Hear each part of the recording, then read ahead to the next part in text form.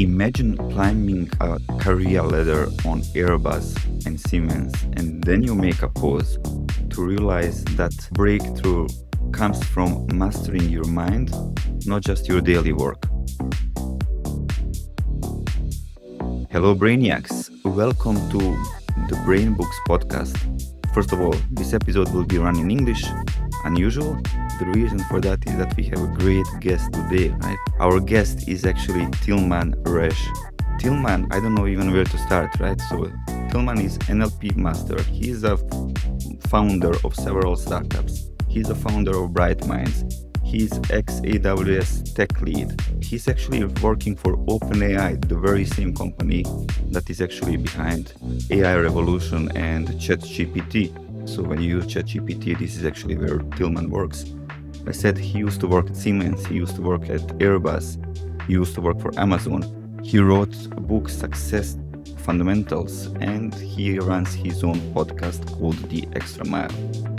Today, Tilman will actually talk to us. He will share his knowledge with us. He will talk about his 5 dimensions framework. He will talk about how he actually got into mindfulness and productivity and tell us a little bit about the origin story. He will tell us also about how to use his 5 dimensions framework to be more productive. Tilman, it's really great to have you on the show and welcome. Really great to be here with you, Ermin and Yasmina. It's really a pleasure. Today with me, as always, extremely smart, bright and eloquent Yasmina. Yasmina, how are you today? Fine, thank you. And I'm so happy that Tilman is finally our guest because we are talking about him long ago. So the thing is, like, to have somebody who is working in OpenAI is something really special for us to present our guest in our region as well. So thank you, Tilman, for your time that you're going to share with us and that you're going to present all this knowledge that you are having, especially this kind of skills that you are like implementing in your life to be successful. I'm really happy to go deeper into that. And I remember, Ermin, when you texted me, it was right in my first week at OpenAI. That was 2 months ago, and this was quite a journey since then. So I'm very glad that we can make it today on a peaceful Sunday. It's beautiful outside here in Munich. Excellent. So let's then kick off with the maybe origin story, Tilman, right? So let's start where your transformation story begins. So what actually pushed you towards mindfulness, personal growth, and how did you actually get into that? Well, if I start at the very beginning, you'd say origin story. You know, I grew up in a small town, like 850 people, and I would say life evolved around, there was a football match on the weekend and the next school was 20 minutes away by bus. Yeah, so it was a very specific environment, I would say. And I think that time I developed this need or this want to have freedom, kind of to choose the people I'm surrounded with, to choose where I want to go. But I also realized, all right, I still have 7-8 years of school. Now I have, and this is how I developed this want for freedom. And coming from this small town, I thought the biggest thing was to study mechanical engineering and to work in one of those German automotive manufacturers. So I studied mechanical engineering, and then I made my first internship at Airbus. I did an internship at consulting. Well, at that time, I think I was already a bit entrepreneurial, or maybe quite entrepreneurial. But with the difference, I started things, but I wasn't really sure why I was starting them. So if I look back at them, they were not really aligned with my vision or with what I wanted. That time, maybe I didn't clearly know what I wanted yet, but I was moving in a reasonable and a good enough direction. So then I did an MBA. I ended up at Siemens in product management for software, which was, I could call it serendipity, which was, I don't want to say coincidence because I had been working hard at that time. And, you know, I was always very curious. So when there was an opportunity, a window opening up, I would look into it. I would open that door. I would see what's behind it. And it wasn't always the right door, right? But then I would go back and then find another door. And so I was already very curious. And I think this is what then brought me from mechanical engineering really to software. And this was a field that really resonated with me because, you know, in software, things are moving faster. Things are quite dynamic. And then after 3 years at Siemens, I always had this, or then since long, I already had this dream. What would it be like to work in an Amazon Web Services or in Google? And then actually at the beginning of the pandemic, around that, I thought, okay, now after 3 years of Siemens, it's time to do that. It's time to take that step. And I remember it was a big project for me to apply in one of those companies. I prepared my CV, I practiced, I spoke with a lot of people, I leveraged my network.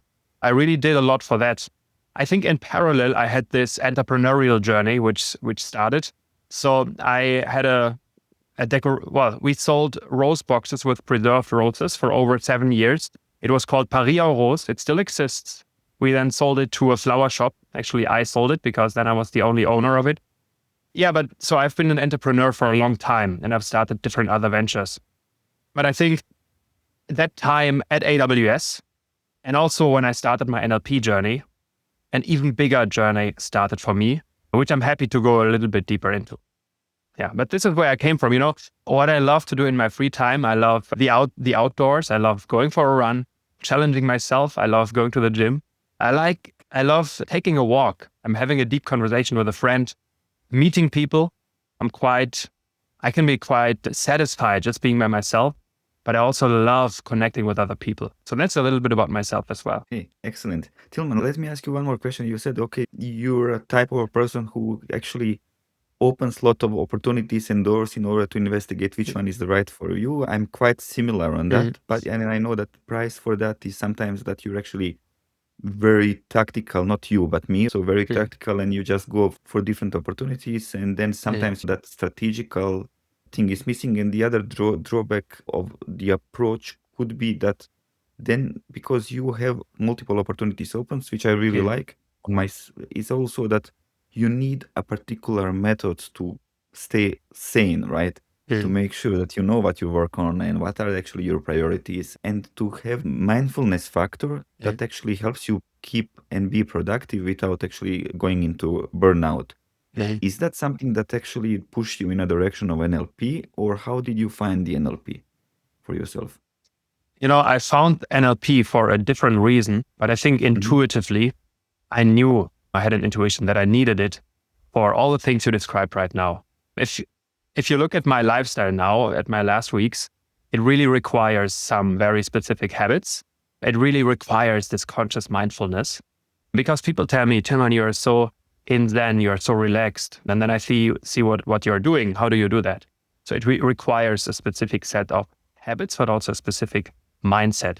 The reason why I originally signed up for an NLP seminar, it was, my former boss at Airbus, he inspired me to do so because he said, there is this NLP, it's very powerful. It's so good for business communication. And I had this in mind. It sounded interesting. But the reason why I signed up, it was maybe one of the lowest points in my life. It was after my AWS interview. I thought I had completely messed it up. I had these 5 interviews and the interviews are tough.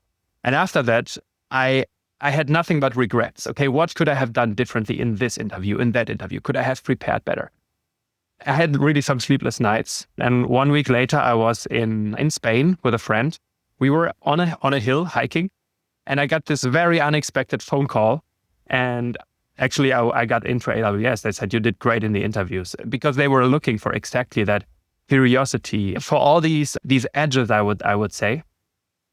But during that week, while I was sometimes sleepless, I signed up for an NLP seminar because I thought I want to improve my business communication. Next time I do an interview, there should be no coincidence. I want to nail this. But again, I think intuitively, there was a part of me that knew that I signed up for this NLP seminar because of a whole lot of other reasons. Because when I arrived there, it was here in Munich. It was a really nice group, like 15 people, a trainer called Marion. It was also a therapy for me. So Marion, she was explaining life to me. And there were so many aha moments because I finally understood kind of how my mind works. And we had these group coaching sessions where I oftentimes volunteered. Maybe that's also the curiosity.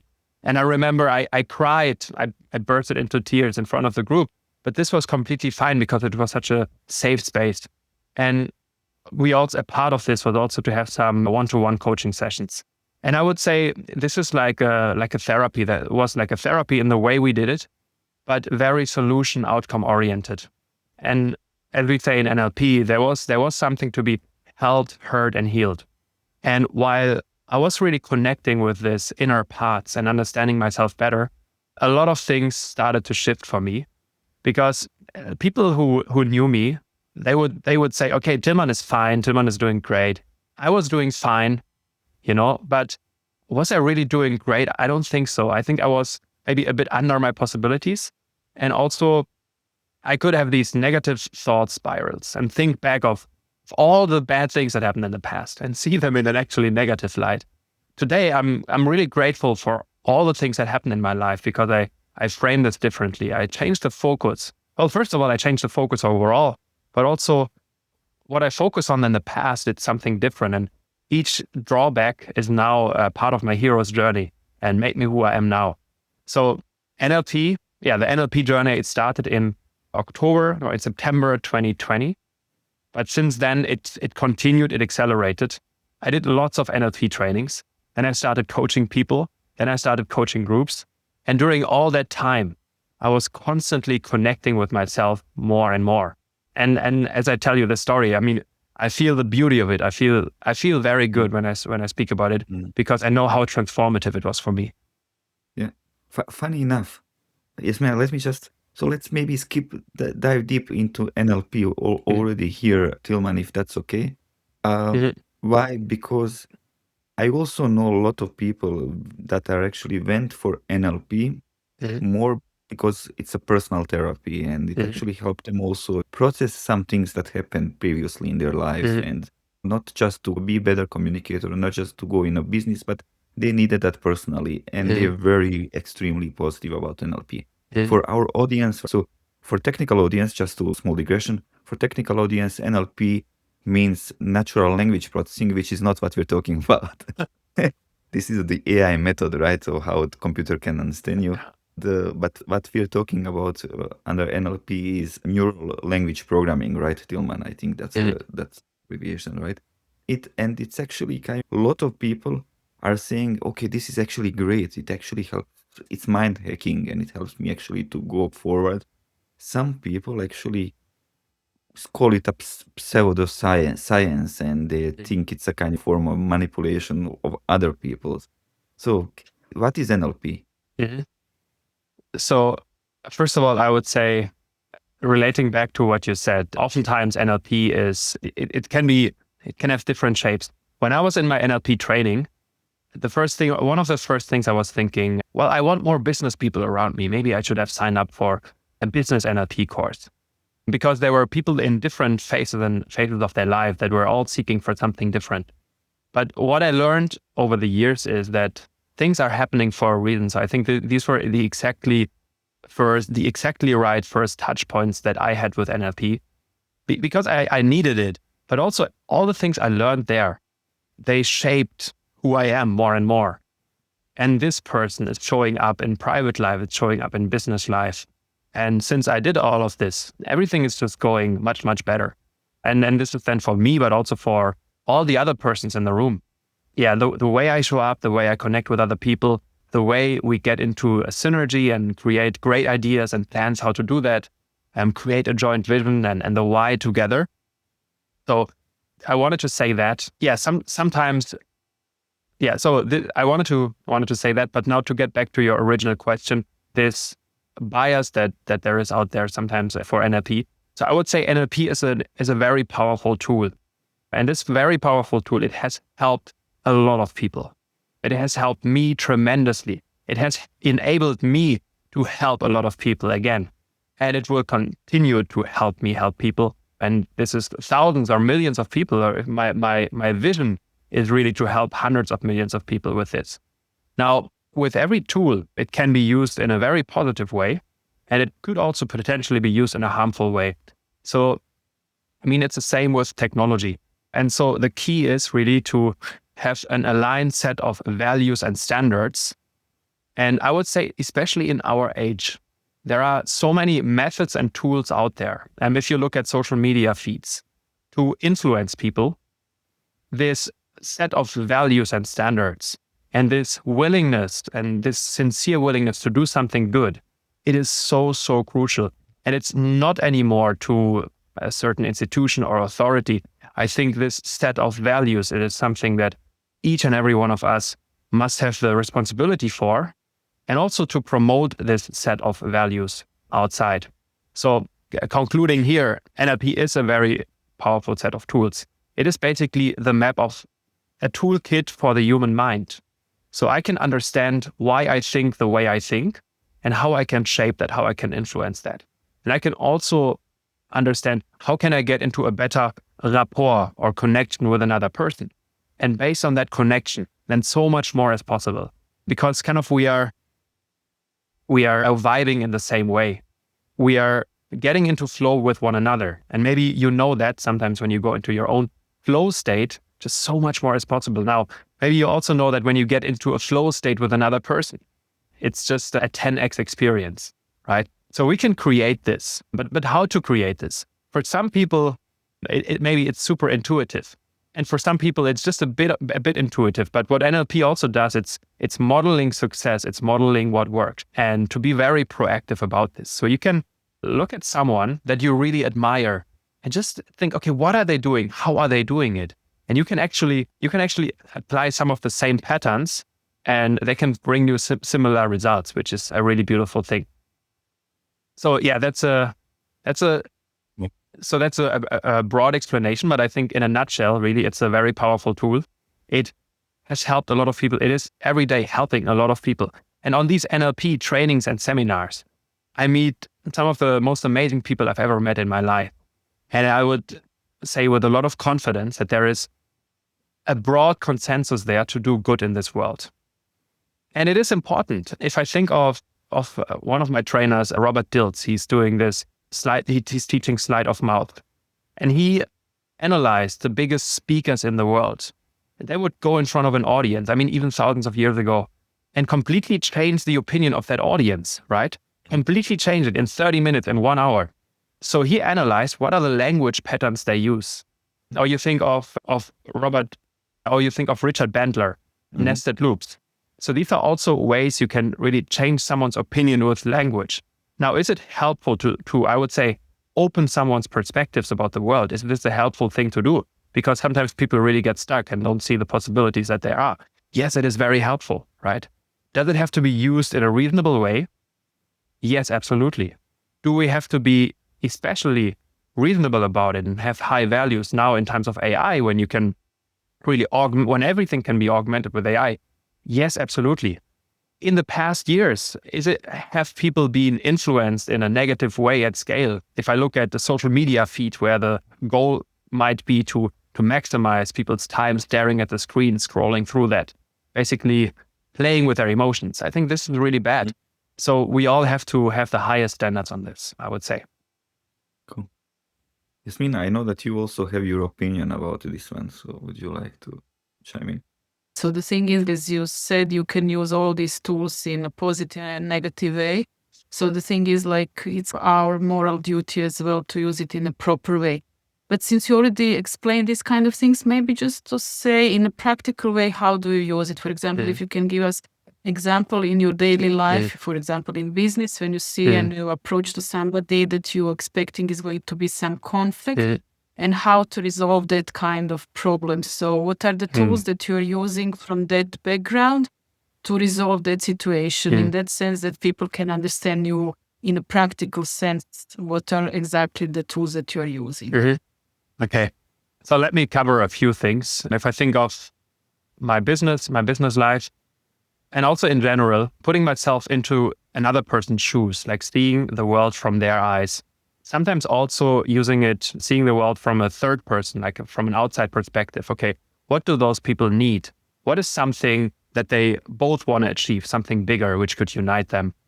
Also, really getting into a strong connection with somebody rapidly.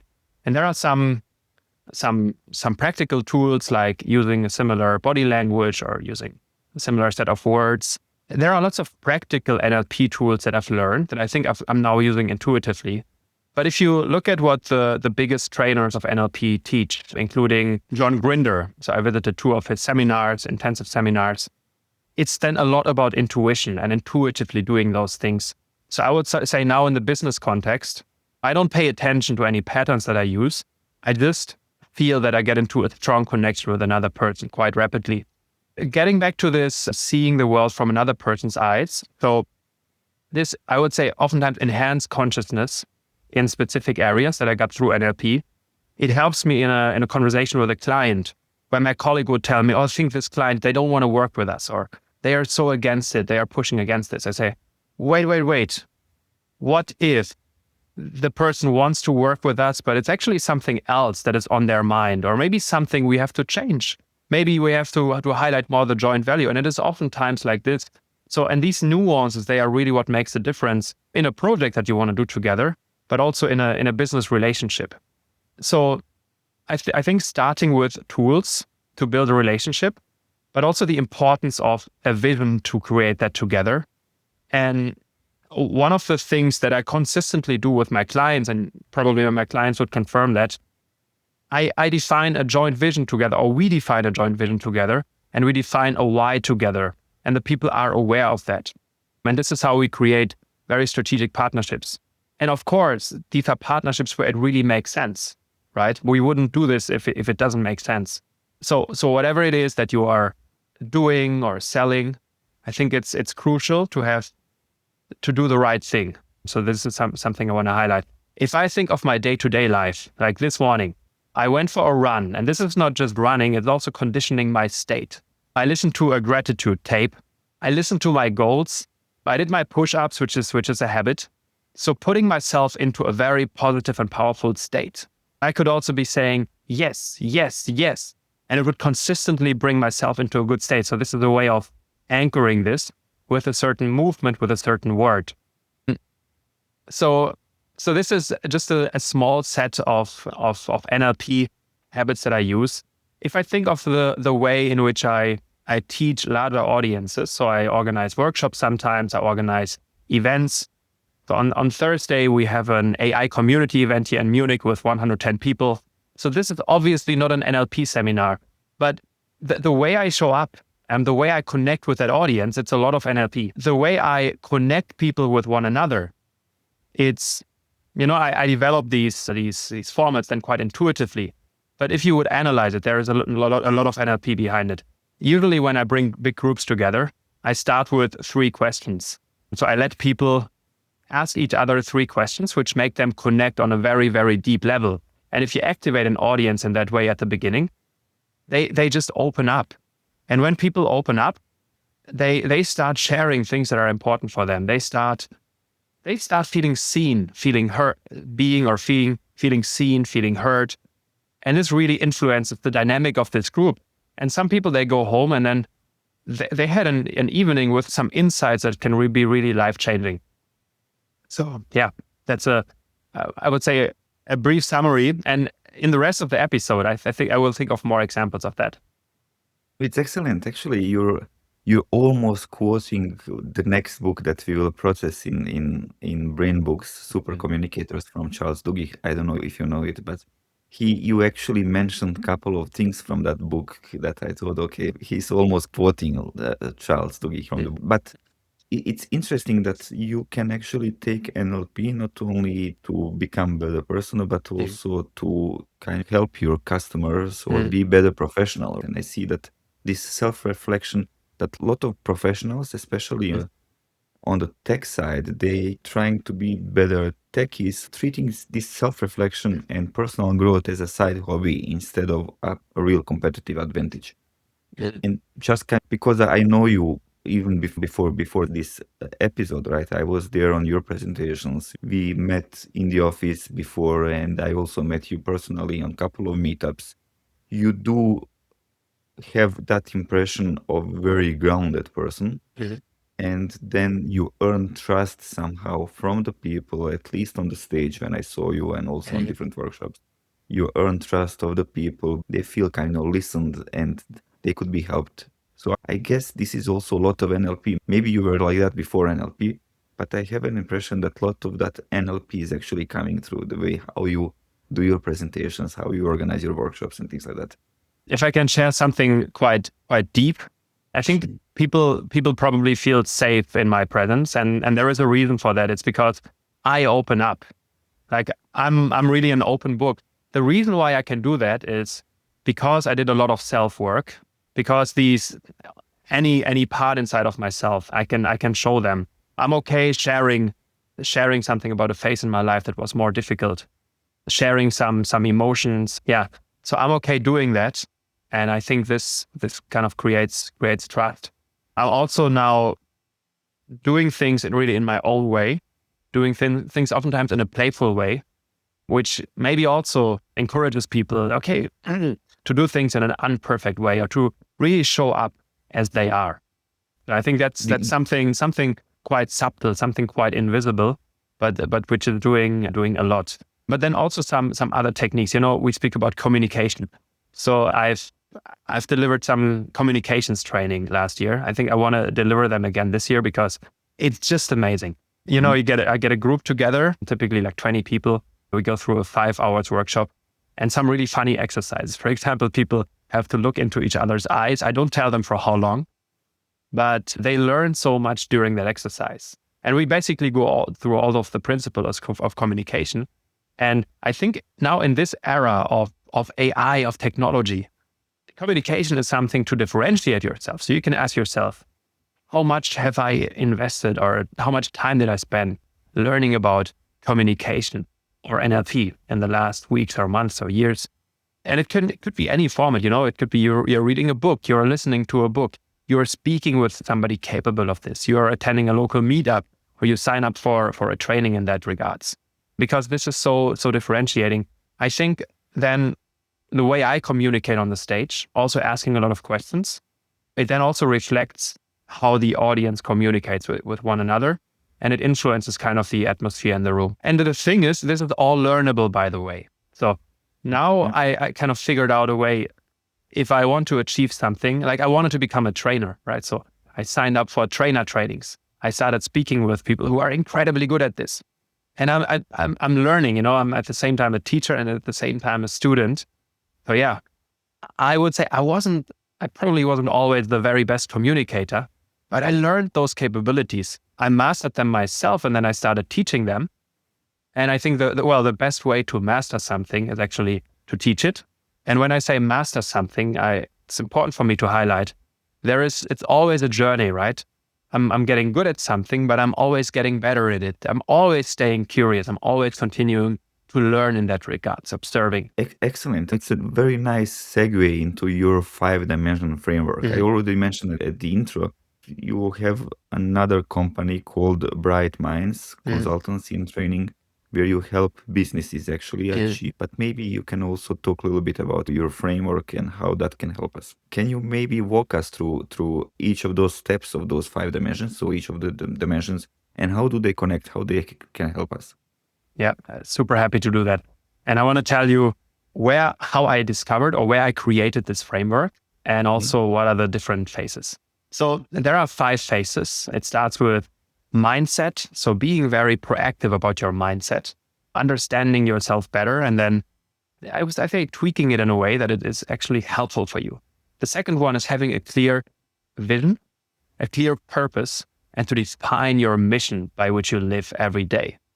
The next one is about how do you spend your time? It's basically about time management. The fourth phase or the fourth pillar is about how you organize yourself, how to get into a flow state more consistently, how to manage your energy, how to show up in an energetic way. And the fifth pillar is self-leadership and accountability and how to get there, how to be really disciplined. So first of all, how did I discover those? And then I will dive a little bit deeper and make it very, very practical, so that you can reflect about it and also have some takeaways for yourself. In 2023, I attended my first Tony Robbins training. It's a UPW training, Unleash the Power Within, in Birmingham. The first time I had heard about Tony Robbins was actually in 2020. And I went to this seminar in Birmingham, and I remember in one of the exercises, he told us to connect with the feeling of certainty, clarity, and especially certainty. So to feel certain about something. And I remember at that time, it felt a bit difficult for me to connect with a feeling, like just to bring it up based on command. But he actually taught us how to do it by thinking of moments in life that where I was very certain, right? I felt very certain. And thinking of those moments again and again, anchoring them. And one of the big takeaways was to get this feeling of certainty And in that feeling of certainty, but also there was so much transformed inside of myself in those 4 days. I almost get goose skin when I just think about it. In the mornings after the UPW, I was sitting down and writing down, okay, if I teach people something, these are the things that it should have. And really in those following mornings, the 5 pillars framework developed. By that time, I had some idea about those different phases, but not so much yet. So then I spent I had started kind of before with different elements, but it wasn't so clear. I spent the next 3 years developing this framework more and more and more in depth. So I attended trainings. I listened to a lot of books. I read a lot of books. I sometimes publish about the books also on LinkedIn. So I really became an expert in those because I learned about them. I attended trainings, but I also started teaching about them. So then last year, I really started doing it more broadly. So I did workshops about that. So 5-hour workshops. I did a several months coaching program with clients in it. I coach people one-on-one with this framework. I do online sessions frequently. And I think this year I still want to do a few online sessions and also a few on-site. These days I'm doing a bit less of it just because of the many projects I have. But I'm very passionate doing it. And each and every single person that is touched with it, it transforms their life in a good way. So let me speak a bit about the 5 pillars, and I will do it really in a nutshell to make it very practical. So the first one is to be proactive about your mindset. And maybe you know the book, The 7 Habits of Highly Effective People from Stephen Covey. Chapter number 1 is to be proactive. So, and this is about your beliefs, the way you see the world, your identity, the way you see yourself. And there is this big power inside of us humans to stay consistent with how we see ourselves. So having a good identity, a good way to see yourself, it's super, super important. Also getting an understanding, okay, what are my needs? What needs are especially important for me and why? So there are these 6 human needs, which I'm teaching about. It's a concept from Tony Robbins. It's this need for certainty, for uncertainty, for significance, for love and connection, for personal growth, but also for contribution. And typically people, they prioritize certain needs in different periods of life, and they have different vehicles to fulfill them. So I won't go too much into detail now, but it might be that somebody, they want to grow, but all they focus on in life is certainty because they never get that certainty that they want so much. If they realize that this is what they really want or need, they can fill that to be able then to focus more on growth. So having an understanding of these human needs, or maybe sometimes there are very unhealthy ways to fulfill needs, right? Somebody could smoke in order to get certainty or to get variety, but maybe there are more healthy vehicles to do that. Or somebody might really depend on only one person to get love. And love is something they want so much, but maybe that's an indicator that they could love themselves a little bit more and also get a little bit more connection in their life. And connection is something you can also get from connecting with the nature, from just connecting with a good feeling. So we have being proactive about your belief system, your identity, being conscious about the human needs, being conscious about your emotions, getting into a good state consciously. So what I oftentimes do in the morning, I do priming. So it's also a concept from Tony Robbins. It's a 16-minute YouTube video. You start with breathing. Then you feel gratitude for amazing things that happened in life. You feel energy going through your body. Then connecting with some things in the future that you want to achieve and feeling them as if they are really happening, feeling them as real. And then bringing this all together. So it's 15 minutes of mindfulness, of connecting with good feelings. And imagine starting a day like this with such a state where you already anticipate all the good things that are going to happen during the day. And there are then other concepts, how with language, the words that you use, words that you repeat inside of yourself. It could also be affirmations. You bring up good emotions. What you focus on, do you focus on all the bad things that could potentially be happening? Or do you focus on the good things? Do you focus on the outcome? And also the way you stand, the way you sit, the way you move. It's doing a lot with the emotional state. This is pure gold, Tilman. So thanks for sharing it. So it just also reminded me that when you do journaling, for example, or when I'm doing journaling, the recommendation is always to start something like, what are the 3 things that I'm grateful for? Or to kind of have that positive mindset towards your day and your life. Why? Because there was a research that says that if you actually start thinking positive, and if you teach yourself to think positively, your brain is then wired differently. So in your work and your day-to-day interaction with people, you're more creative and you actually recognize opportunities, versus if you would actually see only negative things, you're immediately closed and you cannot actually even think out of the box because you don't see the path forward. Imagine going through the day where you are open for all the possibilities that there are. Yeah. And there are so many opportunities, right? But we have to stay open for them. Basically, we have to send the message to the universe: I want this and I'm open for this. And then you shall receive. I think it's a great transition now to the second pillar, which is really about creating a clear vision and creating a clear purpose and kind of living a life of mission. So a few maybe a personal story about that. I remember back in the days I was sharing with my coach, how can I find my purpose? I feel like I haven't really found my purpose yet. And he started to make fun of me. He said, well, look around you, look in your room, look in the shelf where maybe you find your purpose there. Or maybe go outside, maybe you find your purpose there. So he was obviously making fun of me, but in a very kind way. But the message that he wanted to convey is, purpose is not something you find, purpose is something you create. So there might be some indications in your life or some hero's journeys, some things that were difficult once in life, and then you developed a certain set of tools and skills to overcome them, and it made you incredibly good at something, right? So there might be some signals, but ultimately purpose is something to create.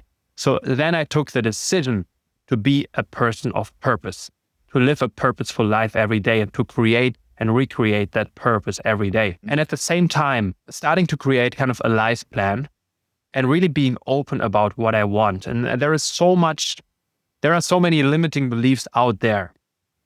I would say the environments that I create for myself now, there are less and less of these limiting beliefs, but there are circles out there, or there are a lot of people that would say, all right, just don't dream too big, or just don't create a goal, because if you don't accomplish it, you will be disappointed anyway. So just go with the flow. If it happens, it happens. If not, it doesn't matter.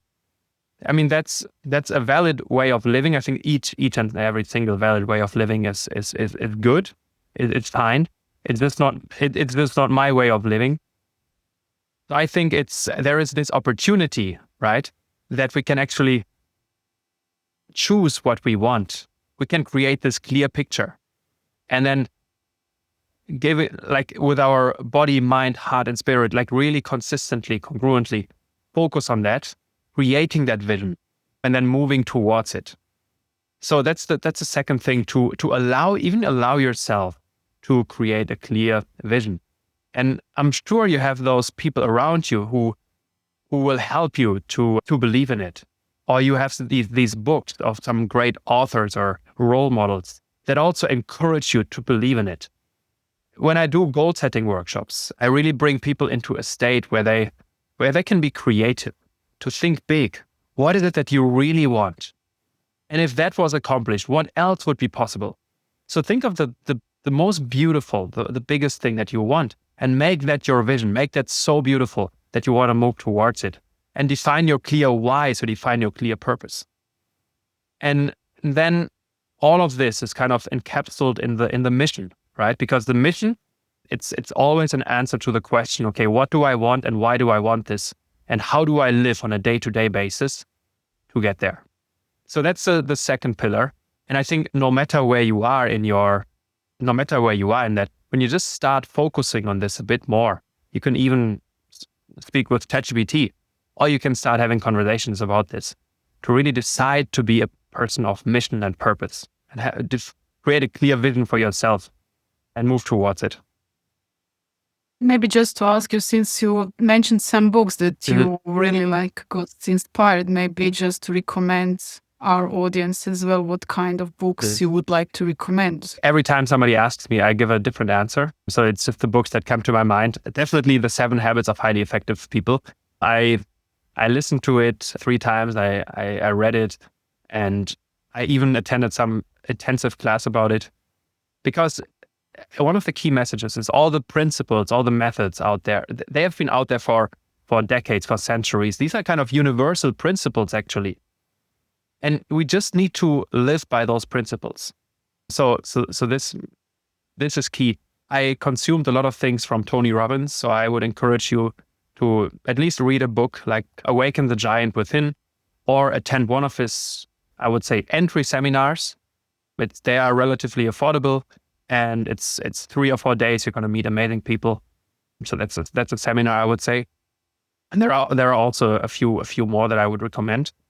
And yeah, in terms of books, one is also The Gap and the Gain one is called The Gap and the Gain from Benjamin Hardy and Dan Sullivan. And they speak about focusing on the gain, focusing on the good thing every night before going to bed.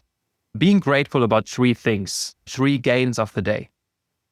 Focusing on something good before you go to sleep, because this will kind of influence what your mind focuses on in the night. And also their book, 10x is easier than 2x. Because if you think, how can I achieve 10 times as much? You have to think of completely new ways to accomplish that. If you think, okay, how can I get 20% better? Right? Maybe it's you put in 50% more effort, or you spend 50% more time to get these 20% out. But if you want to have a significant leapfrog, if you want to make significant progress, then you have to think of completely new ways and think bigger. And of course, think bigger, it's also something that we do now to connect this back to the corporate world. In AWS, in OpenAI, we want to think bigger, right? So we have to be curious to think of completely new ways of accomplishing something. But also consistently have this gain focus, because in those challenging environments, I could be comparing myself all the time to someone else or to another company that is doing something better or differently. Yeah, if I stay with myself, I could be comparing myself to other people that are better in this, more successful in that. This person already has a family. This is something I really want one day in the future. So I could be comparing myself to them right now. And then I remember, okay, I do have a life plan, right? I do things in my own way. And looking at my own progress, it's so important. Like, where was I a few years ago? Where am I now? Where do I want to go? Rather than comparing myself with others. And this comes a lot back to this gap and the gain concept.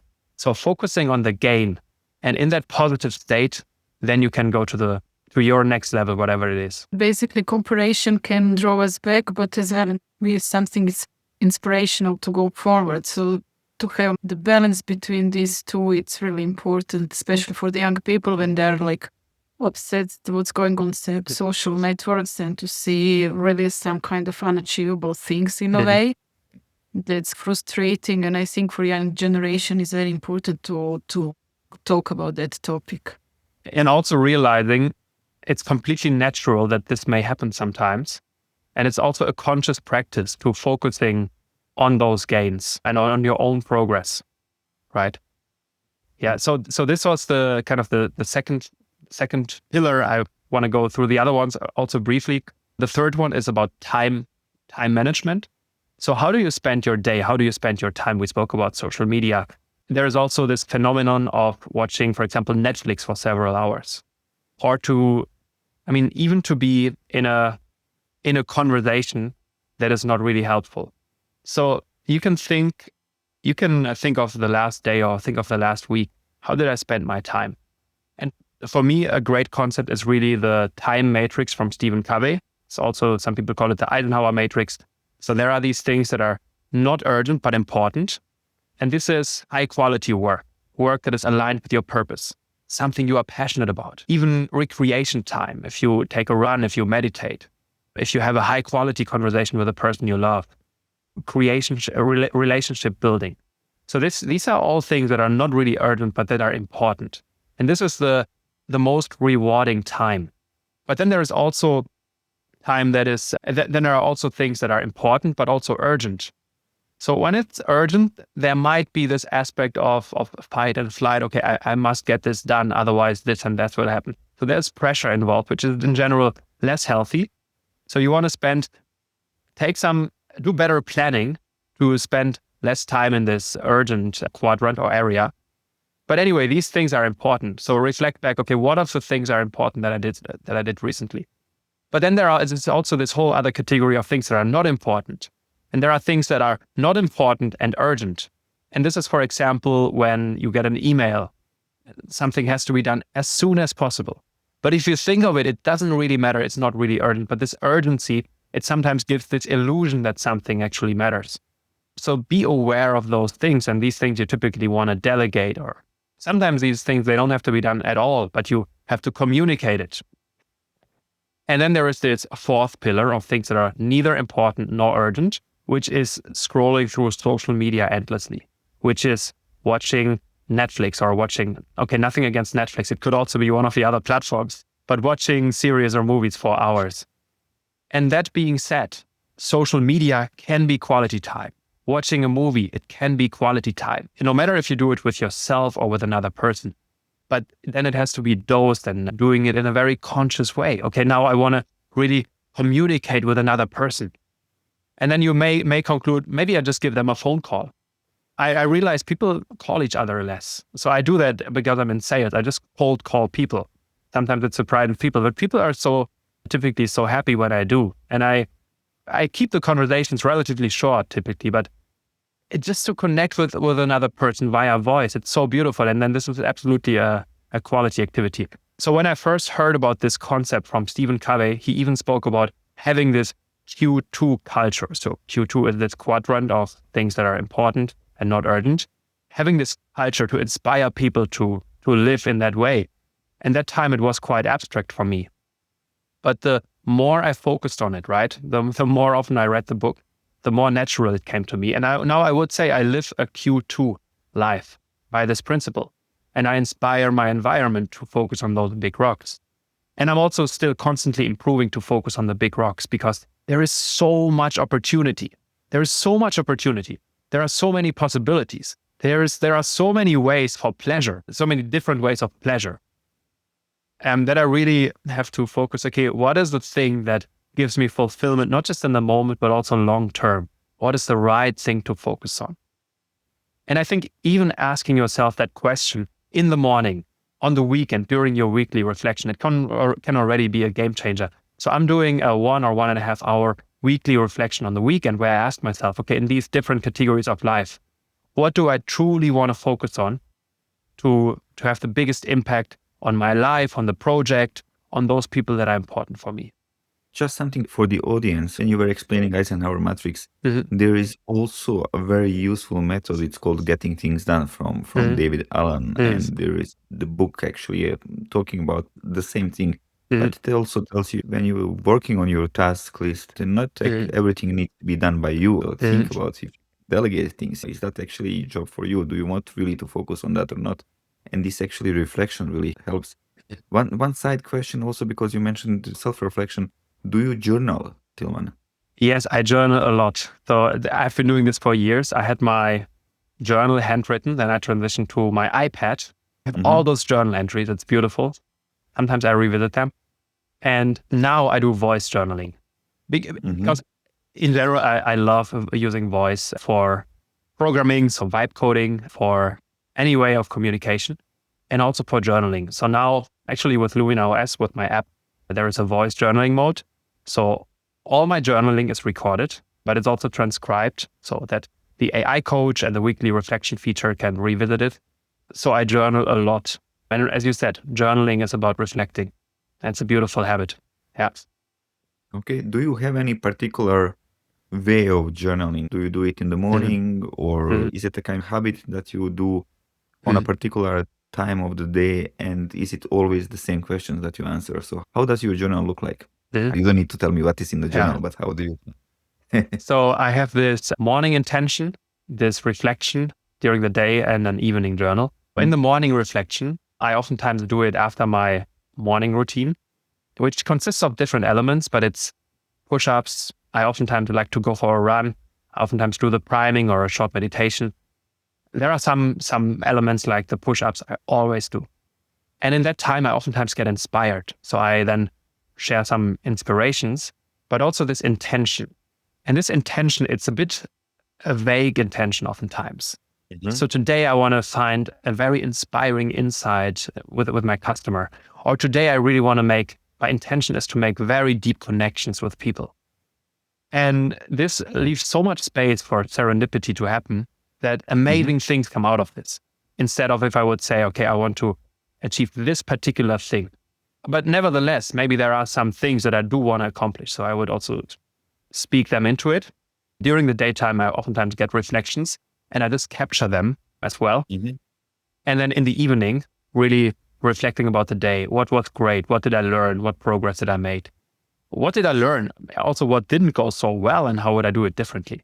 And yeah, what's most important for the next day? And as I use voice, I'm using my hands right now. So I think writing, it's very powerful because there is this, writing is very powerful.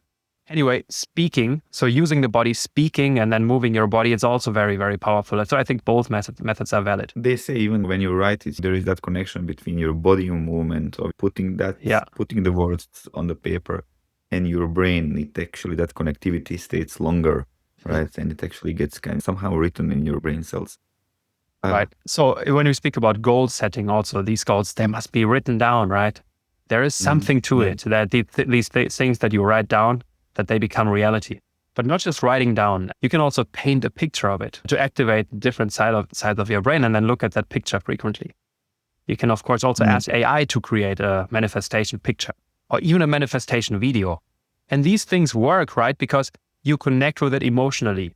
It helps you visualize because you have this reference picture. And this reference picture, this movie can continue in your mind.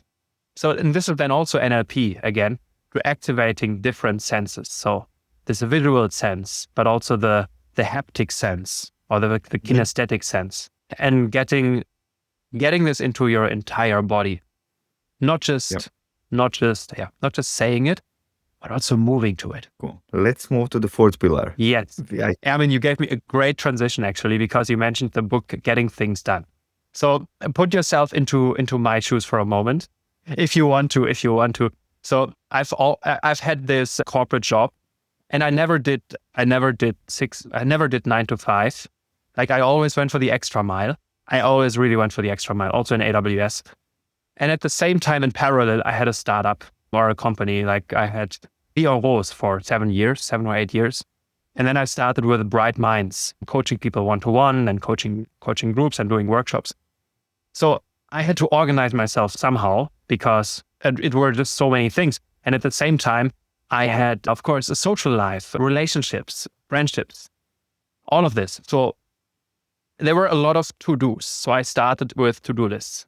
I used the concept of David Allen. I think I got pretty a master of David Allen. I had all of these sub-lists of someday maybes and so on. And the different kinds of lists. And during that time, I remember speaking with my coach, hey, I have always a full to-do list. And somehow I never get it done. And I feel like my actions are not so connected with what I really want. I'm not consistently moving towards my vision and not living such a purposeful life, even though I have all of these to-dos and I'm doing all of these to-dos. And the answer, so I sent the question to the universe. I asked my coach. I think I also asked other people about it. I researched about it. And what I found is this idea and concept of outcome-based life creation. And when I first heard about this, I thought, all right, this is not interesting because I've already mastered this. I already know that. I already know task management. That was my first thought overall. Be aware, whenever you hear yourself saying, I already know that, it's a dangerous thought to have because there is always more to learn. There are always new perspectives. So I attend training several times. I listen to books several times because there are always new perspectives. But in this particular sense, I had an intuition that the things that I had learned about time management and task management, maybe there was something more to it. And then I learned about this concept. And the first time I learned about this concept of outcome-based life creation, I thought, oh, this is way too abstract. I want something concrete, like as concrete as to-dos. I know, don't worry, I'm going to tell you now what it is. So the idea of outcome-based life creation is actually that you define certain areas of your life that are important for you. And for each of those areas, you define a clear vision and a clear purpose, a clear why. Let me give you an example. My physical body is an important area of my life. And I call it the powerful gladiator. Why? Because it's a punny word, right? It's kind of playful. And I have a clear vision. I want to live until I'm 150 years old. And why? And I want to still be fit and strong and also mentally clear. Why? Because I want to play with my grandchildren, right? I want to enjoy those beautiful moments for as long as possible. Life is such a gift. So imagine how I show up in the gym when I do my reps, my exercises. Imagine how I take my decisions on what I eat. It doesn't require so much discipline anymore. It comes to me naturally because I have a clear vision and I have a clear why. And this relates to all of the areas of my life. And I have professional areas and personal and private areas. And if I just connect with those areas frequently, all the actions, they come to me very, very naturally. So I still have my action list, but I actually call them my to-do list, but I actually call them action lists because action is more outcome oriented. Like, okay, I get into action now, but oftentimes I don't fulfill those actions. But it doesn't matter because really connecting with that category of my life, with that vision, with that purpose. Maybe there is a 10x way. Maybe there is a completely different way how I achieve that outcome. And I'm also more kind to myself because the ultimate standard is to live in that way. And it doesn't really matter if I do this one action or not.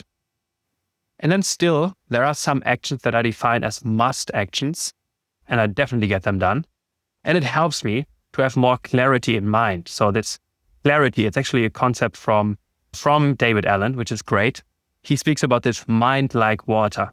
So I want to have my mind so clear that it's almost like water. It's a great metaphor. And let's just imagine I had all those to-dos kind of unsorted in my mind. That could feel pretty messy, right? So organizing myself in some way, it's important. And by organizing myself, I can get this clarity, right? So also writing down my actions, the most important ones, then they don't have to be in this short-term memory. They are captured somewhere else so that my brain capacity can be used for the creative things, for the beautiful things. So outcome-based life creation, and this is actually also the concept that Lumina OS is based on. So the app that we have, which I will speak about more later. And this is a very crucial part of this fourth pillar. But let me briefly also mention some other aspects of it. So another one is energy. So how can I maximize my energy? And here it's important that you kind of nurture all the four areas of the human, the body, the mind, the heart, and the spirit. So being active, doing workout, but also having healthy nutrition, but also kind of feeding your mind with reading books, right? With learning, with developing, getting new perspectives, but also your heart with connecting with people, connecting with yourself, feeling love, feeling self-love. And also the spirit, the spiritual dimension, thinking about these big questions in life, meditating, getting very new thoughts, where you connect with the spiritual side, however you define it. So this is then about energy. And there are also, speaking about nutrition, there is food that is really draining energy, bringing energy down. But there is also food that gives you energy, that is like a fuel that makes you feel better. And it doesn't come difficult for me anymore to choose the things that I eat because there is already this feedback loop. So this intuition, I already know that if I would eat something bad, then I would just not feel so good. And ultimately, this flow state. So this is another part which we speak a lot about in the fourth pillar. So what are things that you can do to consistently get into a flow state? And it's about creating a clear working environment for yourself, having some dedicated focus time and a lot of other elements. But then I also want to say this, the more often you get into this flow state, the more familiar that feeling gets. Whatever emotion it is that you want to feel more consistently, even if it's creating love with your partner, you want to have more romantic moments or loving moments with a partner, the more often you get into that state and also being proactive about it, the more familiar it is. Yeah. And it's the same with that flow state. And at some point you get into this state where no matter where you are, you can get into this flow state. And so these are some aspects of this fourth pillar. So it's outcome-based life creation, it's energy, which includes all the four phases of all the four dimensions of the human. And it's also getting to this flow state consistently. I agree with you regarding getting things done, right? It's actually very effective on a tactical level. But if you're missing that strategy, right, where you want to go, it can actually just become very tactical, repeating the same thing every day. Right. So let's move maybe to the fifth pillar. So the fifth phase, it's about self-leadership. So I would say in order to lead others, it's key, first of all, to leading yourself. And that is very strongly connected with discipline. So not falling for urgent of the moment, but knowing what is important and then taking the right decisions and taking decisive actions for that. And these right decisions, they may sometimes not allow a short-term pleasure, like eating a piece of chocolate. It's a short-term pleasure, or eating a piece of sugar. But what's the long-term pleasure? It's actually feeling energetic, being healthy, or finding other ways to bring up this good emotion. So discipline is really a key here. So this is, I think, one part of leadership. But another part is standing in for something, having a clear vision, and also going there, and oftentimes going there first. Because leadership requires courage, right? Because this territory might be an unexplored one. It might be something you're not yet familiar with, but then you go there first, and it might feel uncomfortable at first, but then you get more and more familiar with it. So that's also about leadership, but also taking others as well, right? There is this idea of personal growth, but what does this enable? No matter if you grew in a financial way or in a mindful way, you can then help others to get there as well. And that's this sense of contribution, which is to me and to many the ultimate goal, right? Well, what's the meaning of life? Well, one of the important meanings is definitely to contribute, whether it's any kind of purpose and mission, whether it's a family or it's a nature or society or something spiritual. We want to contribute.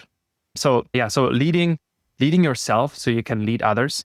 It's about discipline. It's about standing in for something and recreating this again and again. It's about going first, doing the uncomfortable things sometimes, and then also being accountable and creating your own ways to stay accountable, whether it's an accountability body, whether it's a system like Lumina OS. It also has ways to hold you accountable in different ways. So it's all about this, because you can master all of those four phases, but if you don't apply this consistently until it becomes second nature, then a lot of potential and opportunity is lost. And the last thing I want to say about this fifth phase, it's about environment. There is this saying, environment is stronger than willpower. And one can bring up a lot of willpower, right? Pushing against resistance again and again and again and again. And by the way, I think pushing against resistance, it's something beautiful. Sometimes in the morning, I do this high intensity workout. I push against so much resistance. And then no matter what could be holding me back in the day, I'm unstoppable because I already accomplished this in the morning. But anyway, this willpower, it's only so strong, or it could be hard to maintain if the environment is completely against that. So you got to create this environment for yourself that actually is a fertile ground for your ideas. And now you may think, yeah, but the five closest people around me, they are not always so encouraging. I would say you don't necessarily have to replace the people around you right away, but you can at least invite some new people into your life. And if you think of it consciously, there are probably a lot of people that would enhance the environment even more if you would just focus on them a bit more. And another thing I want to say, we don't even have to know those people personally, right? I could be like Stephen Covey.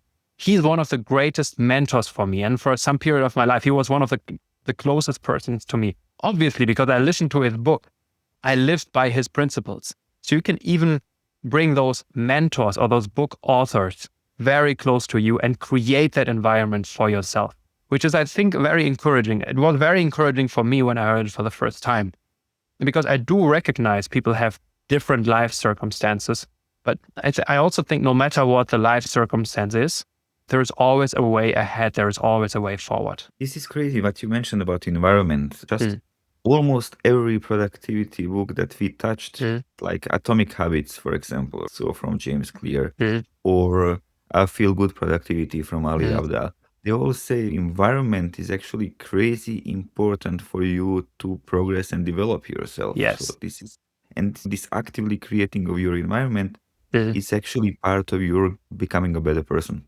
And this is also what you just said. Absolutely. In some of the books, I heard about this concept of creating your own mastermind. I heard it many, many times, and I didn't really implement it. Until last year, I started implementing my own masterminds, and it's incredibly powerful. It opens so many opportunities and doors. So I have an AI mastermind. We call it ourselves AI Hustlers Mastermind. It's obviously a quite funny name. I have a tech sales mastermind. So these are smaller circles, but I also do this on a bigger scale. So I created a tech sales community and an AI community. So in the tech sales community, we were meeting, it was a small one in last month with 20 people. Next month, it will be with over 100 people. Thursday in the AI community, we have 100 people coming together, creating this environment. And these people who go there, they are also proactively choosing this environment of people with whom they can speak about AI. Okay, what are the tools that you use for building? What are the strategies that you use? Just getting inspired. And all of those people, each single one, they choose their environment. I want to encourage every listener of this episode, if you don't have a mastermind yet, create one. It's as simple as thinking of a few people, okay, who is the most advanced in those topics? And create a WhatsApp group and start a kickoff call via Zoom, via Google Meet. And then get into this flow and boom, you have a mastermind. Thanks for sharing those 5 pillars of personal development, your framework. And I have impression on almost every pillar that you mentioned your app, Lumina OS. So the way I actually perceive now Lumina OS is actually operating system for my personal development. So tell us a little bit more about Lumina OS. All right. So happy to do that. And first of all, I want to say my mission is really to democratize those principles and those things. So for example, for the self-leadership framework, I'm now creating a Udemy course. And Udemy courses are so affordable. So I want to really democratize those skills so everybody can afford it. Also with Lumina OS, it's a very, very affordable subscription.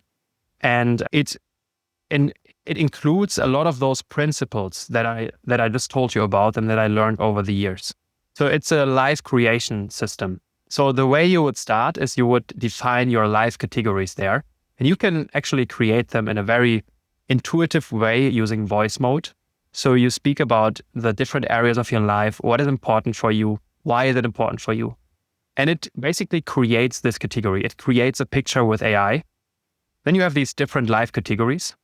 And then you also think of habits, things that you want to do consistently in order to live a fulfilled life, but also to move towards your outcomes. So it's about these life categories. It's about habits. It's about journaling. So people journal there, voice journaling. There is an action management feature, which is very not complex, which is very easy to use. I'm so convinced that the input also matters and being proud and being conscious about the input. So there is a way of measuring your inputs, and you could manually measure your inputs. Some inputs are automatically measured. So one feature is you can listen to your affirmations. So every time I go for a run, I actually listen to my goals because I recorded them. We call them treasures. So you can record your own treasures, but you can also use some default ones that you listen to. So this is the language. This language becomes your own reality if you listen to this often enough. So this is also something which is measured. You can also capture your wins. So I'm capturing my wins, something I accomplished. You can capture this in Lumina OS. And there are many more features actually. All of the things that I just described to you, you can use an AI coach to operate the application, but also to get feedback based on the principles. Based on all of the principles I just spoke about today, you can get feedback from this coach. Right now, it's all in written. There will be voice mode as well. And one of the most important things for me is also the weekly reflection feature. So one thing I learned both from Stephen Covey, but also from David Allen is how important this weekly reflection is. And we have a very gamified way to do that in Lumina OS. I would say even for this weekly reflection feature, there is already probably a 10x value in it, because each Sunday, and today I'm going to do it again, I'm really looking forward to that, I connect with I think it's 14 life categories. What did I accomplish in the last 7 days? What was especially beautiful? What did I learn? And what is especially important for me in those next 7 days in this life category? And then I do an overall reflection. I evaluate how I feel. Then I start the AI, and then the AI is working for typically 1.5 minutes, enhancing this and augmenting this reflection, and also giving me feedback on my top goals. Like I have different goals also captured in Lumina OS, including a picture, making it very concrete. I connect with them frequently. But also in the weekly reflection, it gives me feedback about how am I doing in terms of my goals, in terms of the progress. And it creates a beautiful picture. And every time I see this picture, I tend to want to share it with somebody. And the clients were saying this as well. So now there is also a sharing feature where you can share this with clients. And I would say it's probably time spent well with technology if you want to use this. But the goal is also to get into a certain way of thinking, into certain habits. It's just like using Duolingo. I think one amazing thing is that people get into a consistency. How you do one thing is how you do anything. I think people who use Duolingo to get very consistent in learning language, they can then become very consistent in doing other things as well, right? So this is an overview of Lumina OS. It is now accessible as a web app. It is also accessible actually already in beta mode for iPhone and Android. We will release it in the next days also officially in the App Store. Amazing. I'm going to definitely download it after this call. Good. And recommend also to our listeners to do the same and try it out and subscribe. You also wrote a book. Yes, this is called Success Fundamentals. And I think all of the 5-phase framework, I go really in depth into this framework. And in each of those phases, there are different fundamental principles. And this comes back to the idea of Stephen Covey and of many others, that the principles of a fulfilled life, they have been out there forever. And oftentimes people use them intuitively. And by the way, one thing I want to highlight is you can live a very, very fulfilled life. You don't have to listen to anything that I say. All I'm saying is it's just, I would say, an offer, a suggestion with some additional tools and perspectives that can be helpful. I really want to highlight this. So nothing of this is a must. It's all just an offer. It's all just a suggestion. And for example, when you read my book, you will find those principles that resonate the most with you and some that will inspire you. So there are 72 timeless fundamental principles. And this is also why I call it success fundamentals. Fundamentals to a successful or really fulfilled life. And I'm also sharing my own personal story. And I mentioned this term of hero's story, a hero's journey earlier in this. And many of you who are listening to this, the concept is familiar to you. But usually when I ask this in a big audience, at least for 50-60%, it's not. So let me briefly explain this to you. So the hero's journey is really this idea of that life has different seasons. It's summer, spring, summer, autumn, winter, spring. Some things sometimes they are very seamless. They feel very, very good. Like it's really summer. It feels really good. But then kind of unavoidably, sometimes in life, winter comes, a period that is more difficult. But first of all, realizing that these are seasons, right? There will be another spring and summer. This gives a lot of hope in the time that is more difficult. But also realizing why this winter is there. If I think back of my own life, why were the difficult periods there? Well, they all teach me something. They all encouraged me to step up. And they encouraged me to step up in tremendous ways. But I'm also sharing a bit about those winters in my life myself. And also, for example, there was a time in my life where I was really mad at my parents for some reasons. But I found peace with it. And I learned to love them unconditionally. And I'm actually grateful for anything they did and all the flaws that they've had. And I'm also writing about this in this book. And I remember when my dad sent me the message that he read it and that it really touched him. And this was such a special moment for me. So I'm also sharing some personal things about it. including, and this is what I wanted to conclude this with, I share about my grandfather, because one thing is very specific to him. He had his own hero's journey. So his father died when he was 10 through, a very, very bad thing happened. So it was a bomb from the Second World War, which was somewhere in a storage room on a chair, and there were on a table, and there were other things there as well. And then they were moving this table, and then it exploded. And this is how his father died when he was 10. That was in the 1950s. That time, there were no psychologists. He came to the hospital, he was just by himself. And then he came back, and then he was the man in the house, right? So he grew up in those circumstances, which was more difficult.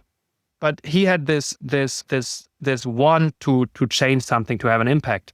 So he accomplished probably the biggest thing for him to accomplish. He became the mayor of our town. And he made a big impact over, I think, almost 20 years where he had that role. He was doing so many beautiful things in that village. And that's one journey which really inspires me, which tells me the lesson. No matter what the circumstances are, no matter how difficult the hero's journey may seem in a moment, there is a possibility, there is an option, there is a way up. And there is something, some beauty out there to be discovered or to be augmented. Amazing personal story, Tilman. Thanks for sharing it. I got actually goosebumps. It's really chilling. So thanks for that. Yeah. And Love to my grandfather. I just want to say that. Yeah. And it's actually very nice that you feel comfortable sharing the personal stories in this podcast. So I really appreciate that. Not everyone can do that. And this actually drives to that beginning of the episode when you said, okay, NLP also helps you to be more confident and share personal stories when you interact with others. We share a last one here. Sure. So I think I had this period of my life, for example, where in some of the relationships I had, I was looking so much for love.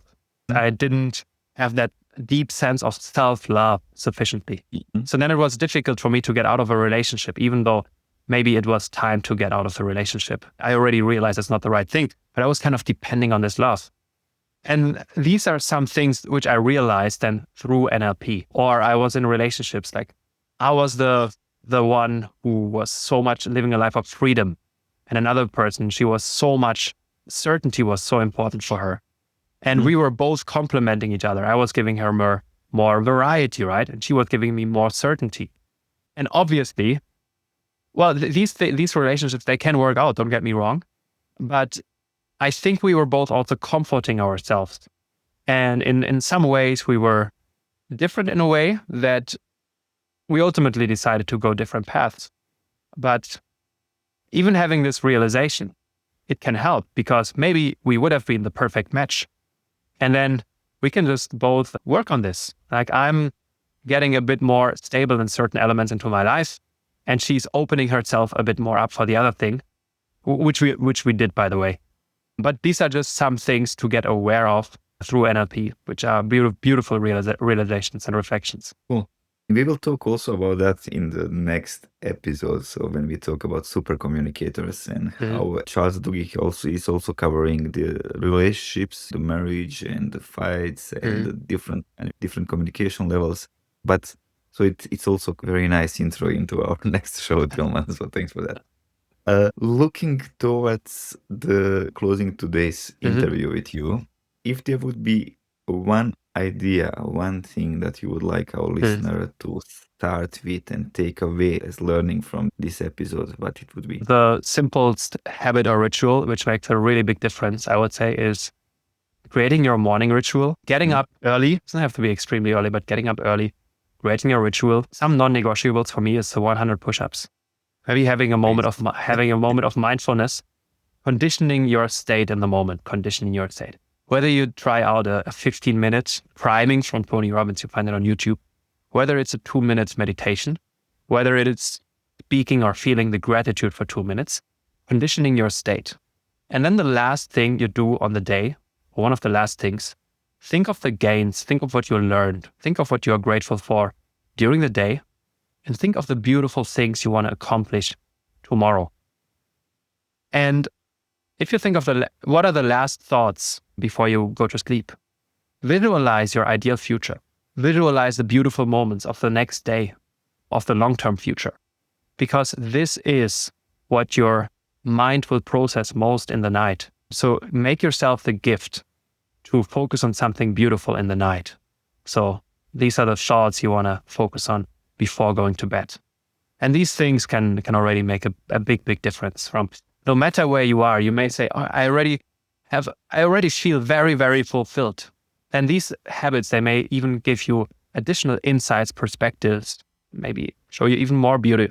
Or maybe you find yourself in a challenging or difficult moment in your life, or where you're looking for some direction. You will find this direction just by applying those patterns and taking those decisions. You scared me with 100 push-ups, Tilman. So if I would do it, I would probably show up in the office by 2 p.m. every day. Probably not being able to. Maybe for you it's 10 then to start. Excellent. Yasmina, any last questions from your side? Thank you, Tilman, so much for sharing your all advices. And I think people are going to find something very usable tools for them as well. So I think you read that, all important things that you wanted to say. And I hope you share all the knowledge that you have, of course, not because we don't have time, but still something that is going to be very useful for the people who are going to listen. Thank you so much. So I want to thank you, Yasmina and Ermin, for creating this beautiful space, for letting me share this. And also, thank you for doing this. You've been doing this podcast now for several years. I think you've touched a lot of people. So thank you for doing it and keep on doing it. I will definitely listen to the next episode of Super Communicators as well. Thanks a lot also, Tilman, from my side. So I said that this was actually pure gold. I really enjoyed the episode. So for our listeners, so again, Tilman is the person behind Bright Minds. Go to brightminds.io. He wrote a book, Success Fundamentals. So check it on Amazon. You can go on YouTube and check the Extra Mile podcast that Tilman is doing, which is also crazy useful. Definitely download Lumina OS app. Go to Udemy once when your course is being published, and then just kind of take the training directly from it. Tilman, thanks for doing all that good work and democratizing this personal growth knowledge. I really enjoyed today's show. I know that you had a busy schedule. You just came from the United States and you're probably sleepy. But thanks again for sharing all those thoughts with us and with our audience. It was really a pleasure. Thank you so much, Ermin and Yasmina. And have a beautiful Sunday. Have a beautiful rest of the day. Thank you to all the listeners.